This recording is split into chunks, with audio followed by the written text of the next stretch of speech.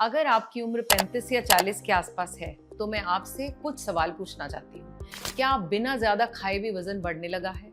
क्या पहले जितने घने बाल अब नहीं रहे हैं?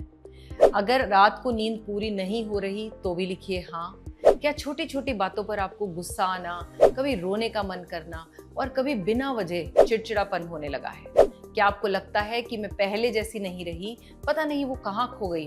अगर आपका जवाब इन सभी क्वेश्चंस का हाँ है तो आज का वीडियो अंत तक देखना बहुत ज़रूरी है, क्योंकि हो सकता है समस्या आपकी डाइट में नहीं, एक्सरसाइज में भी नहीं, बल्कि आपके हार्मोन्स के बदलते हुए फेज में हो। और सबसे इम्पॉर्टेंट बात, इस फेज से डरने की ज़रूरत नहीं है, इस फेज को केवल समझने की ज़रूरत है, क्योंकि जितना आप इसे समझेंगी उतना ही आसानी से आप अपना वेट, अपना हेयर फॉल, अपनी नींद, मूड, अपनी स्किन और एनर्जी को संभाल पाएंगी।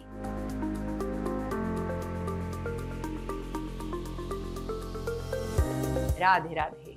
मैं हूं Acharya Radhesa, holistic healing and illness reversal mentor. Radha Rani की कृपा और आशीर्वाद से मुझे अब तक हजारों लोगों के शरीर और जीवन को नेचुरल हीलिंग की दिशा में वापस लाने का सौभाग्य मिला है।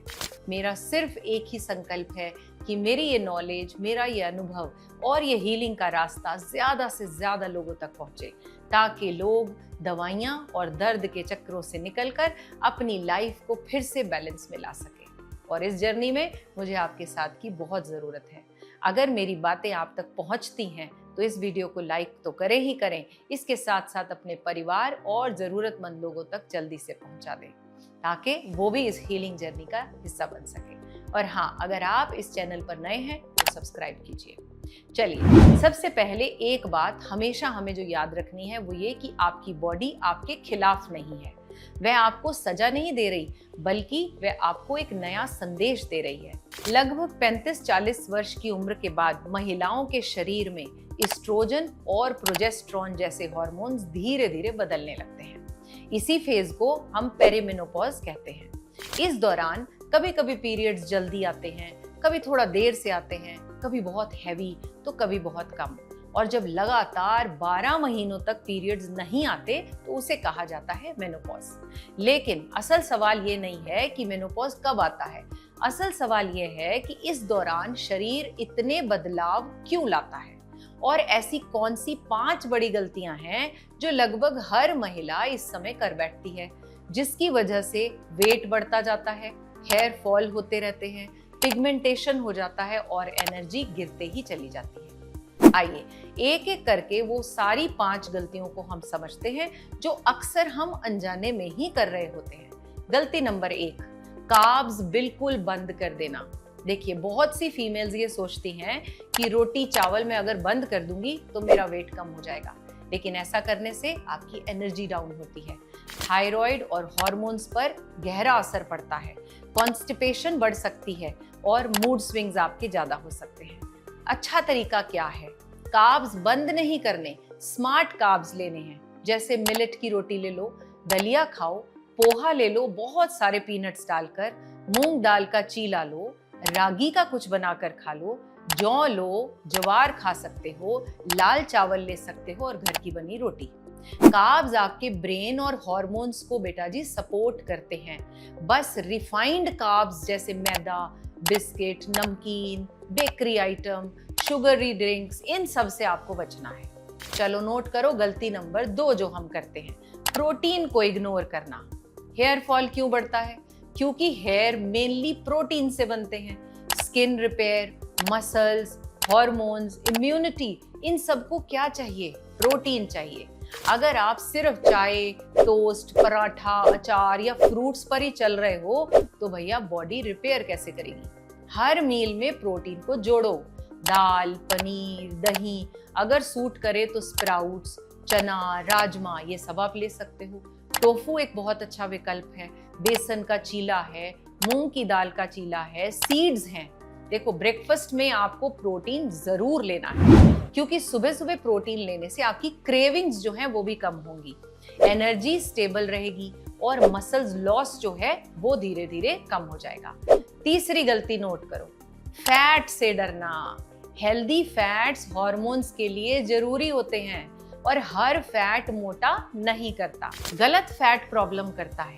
फ्राइड फूड, पैकेज्ड स्नैक्स हो गए, रीहीट किया हुआ ऑयल, ये सब न लें। गुड फैट्स लें। 1 चम्मच देसी घी मैजिकल हो सकता है। भिगोए हुए बादाम खाइए, अखरोट खाएं, flax seeds, sesame seeds, coconut या सीड का मिक्स, ये सब आप ले सकते हैं। फ्लैक्स सीड्स मेनोपॉज फेज में हेल्पफुल हो सकते हैं क्योंकि इनमें प्लांट बेस्ड लिग्नेंस और ओमेगा 3 होते हैं। इन्हें हल्का सा रोस्ट करो, पाउडर बना लो, 1-2 चम्मच आप रोजाना इनका ले सकते हो। गलती नंबर 4, नींद को हल्के में लेना। वेट लॉस किचन से शुरू होता है लेकिन नींद पर कंप्लीट होता है। अगर नींद खराब है तो बॉडी स्ट्रेस मोड में रहेगी, कॉर्टिसोल हाई रहेगा तो बेली फैट कम करना मुश्किल हो सकता है।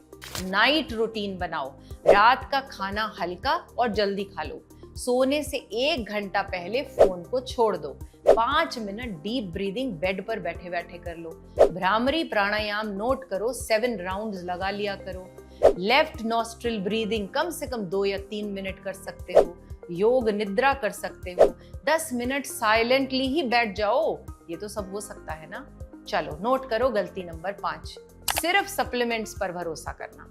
सप्लीमेंट्स भी तभी मदद करेंगे जब आपका बेस सही होगा।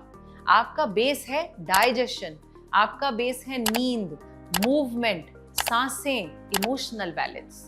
आयुर्वेद कहता है जब अग्नि वीक होती है तो आम बनता है। आम अमा यानी toxins, heaviness, bloating, dullness, laziness.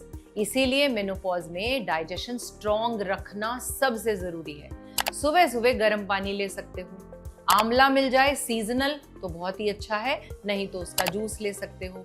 हल्दी लो, काली मिर्च आपके लिए अच्छी है, जिंजर, इन जैसे kitchen ingredients anti inflammatory support देते हैं और सबसे आसान बात क्या है, हमारी किचन में होते हैं।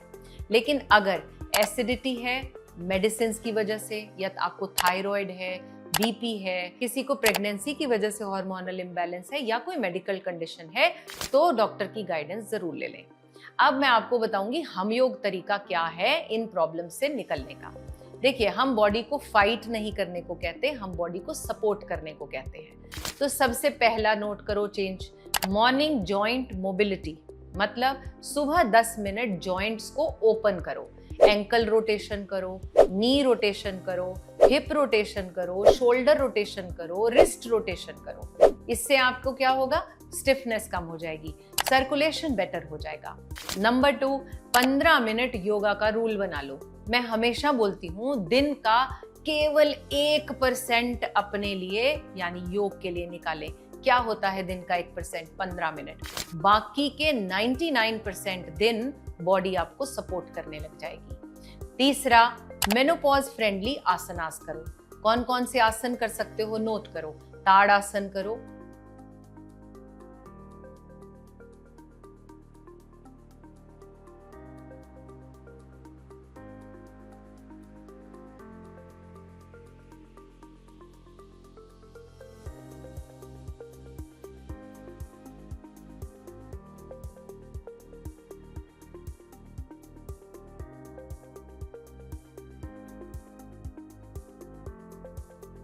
मार्जरी आसन करो,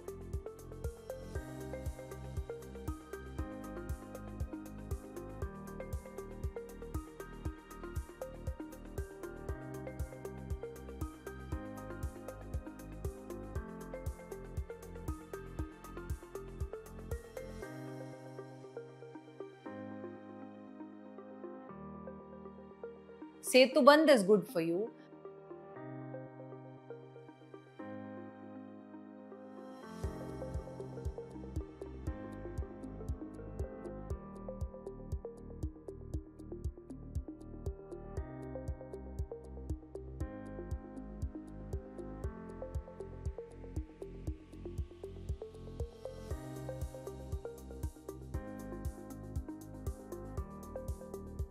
बद्ध कोण आसन में बैठा करो।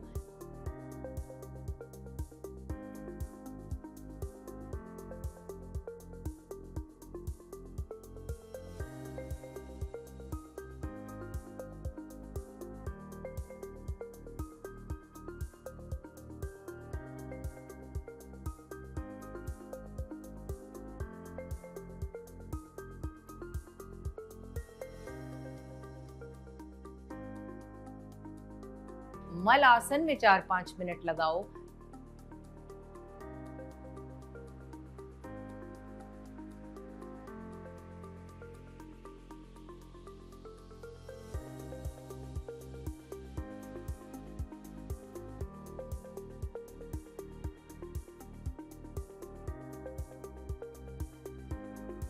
विपरीत करनी कर सकते हो।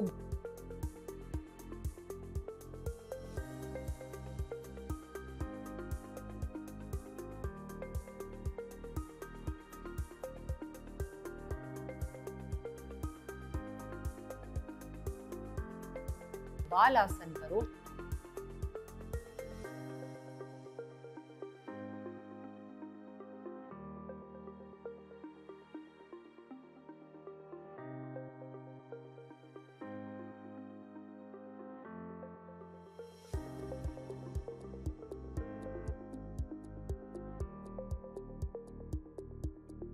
शवासन का प्रैक्टिस करो।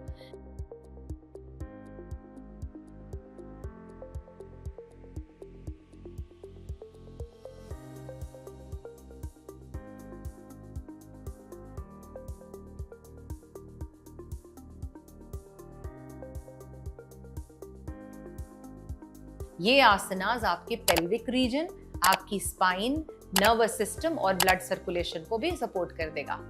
चौथा, ब्रेथ वर्क बड़ा इंपॉर्टेंट है। अनुलोम विलोम का अभ्यास, भ्रामरी का अभ्यास, चंद्रभेदी कर सकते हो। कुछ नहीं तो डीप बेली ब्रीदिंग कर लो। देखो, ब्रीदिंग डायरेक्टली नर्वस सिस्टम को शांत करती है, और जब नर्वस सिस्टम शांत होता है, हॉर्मोन्स भी बेटर रिस्पॉन्ड करते हैं। Number 5, emotional release, very important. इस एज में फीमेल्स सिर्फ बॉडी चेंजेस से नहीं गुजरती, आइडेंटिटी चेंज से भी गुजरती हैं। बच्चों से, फैमिली, वर्क रिस्पॉन्सिबिलिटी, वो सब कुछ करते करते वो खुद को भूल जाती हैं। इसीलिए रोज खुद से पूछिए, आज मैंने अपने लिए क्या किया।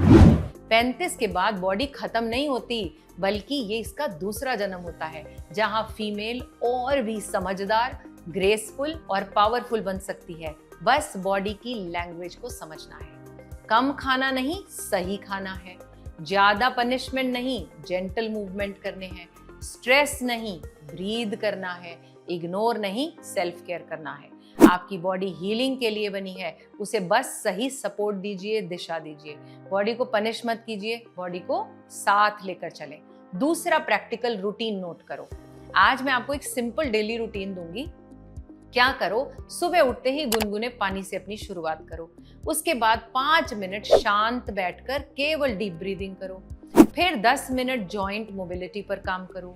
Then you take your breakfast, जिसमें प्रोटीन जरूर होना चाहिए। मूंग की दाल का चीला ले लो, बेसन का चीला बना लो, पनीर का कुछ बनाओ, स्प्राउट्स खा लो, दाल ले लो, अगर एग्स खाते हो तो एग्स खा सकते हो। दिन में पानी भी आपको सिप सिप करके पीना है। बहुत लंबा गैप आपने खाने में नहीं करना। हर 2-3 घंटे के बाद थोड़ी सी वॉक भी करनी है। अब लंच की बात करो।